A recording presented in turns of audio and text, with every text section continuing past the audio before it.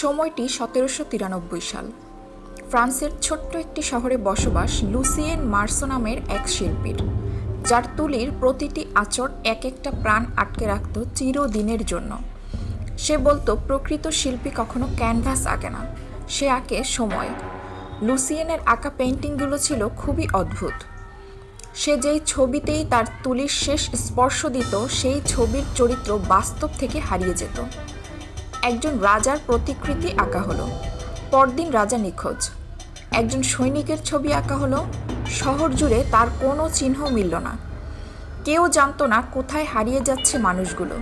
তার চিত্রশিল্পে ব্যবহৃত রঙগুলো ছিল খুবই বিষাক্ত এক মিশ্রণ, যা প্রাচীন গ্রন্থ থেকে তৈরি হতো।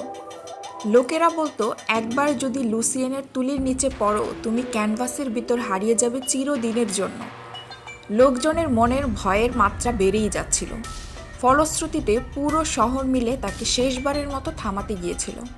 সেই সময়ে লুসিয়েন আঁকলো এক ছবি যার নাম শেষ রাস্তা, এবং পুরো শহরই ক্যানভাসের ভিতর জমে গেল। সেই ছবি হারিয়ে গেছে 100 বছর আগে, কিন্তু একটা সতর্কতা আজও ছড়িয়ে আছে। যদি কখনো নিজের অজান্তে সেই হারানো রং হাতে পড়ে, বা তুলি যদি নিজে নিজে চলতে শুরু করে, তাহলে সময়ের কারাগার আবার খুলবে।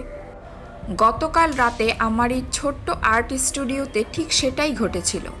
আমি ছিলাম একা, বাইরে তখন বেশ জোরালো বাতাস। একটা পুরনো তুলি নিজে থেকেই নড়তে শুরু করলো। আমি চুপচাপ তাকিয়ে আছি, শরীর ঠান্ডা হয়ে গেছে।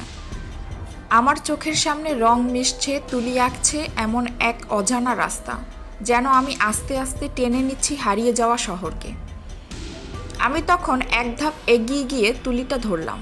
তুলিটাতে হাত রাখতেই শুনলাম একটা চাপা গর্জন, যেন 100 বছরের অভিশপ্ত আত্মারা জেগে উঠেছে। প্রচণ্ড রাগ মিশ্রিত চাপা গর্জন শুনে আমার ভয় যেন ক্রমশ বাড়তে লাগলো। আমার তখন মনে হলো এখন কিছু একটা ভয়ঙ্কর ঘটবে। আমার হৃদয় তখন দৌড়াচ্ছে, দরজা খুলে যখনই পালাতে যাব, ঠিক তখনই পেছন থেকে একটা ঠান্ডা ভেজা জিনিস আমার পায়ে স্পর্শ করলো। আমি চিৎকার করে ঝাঁপ দিলাম। আলো জ্বালিয়ে দেখি আমার বিড়াল মুখে ব্রাশ নিয়ে বসে আছে, আর চারদিকে সে নিজের লেজ দিয়ে রং ছড়িয়ে একটা শিল্পকর্ম তৈরি করছে, আর তার টাইটেল হলো রয়্যাল ফিশ কারি।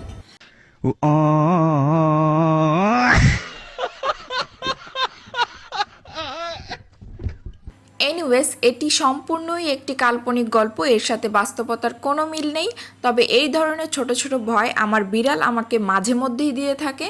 যাই হোক, আমার এই ছোট্ট সিম্পল পেইন্টের সাথে সাথে কাল্পনিক গল্পটি শুনতে আপনাদের কেমন লাগলো অবশ্যই জানাবেন। আজকে এই পর্যন্তই, দেখা হবে নতুন কোনো ভিডিওতে। আল্লাহ হাফেজ।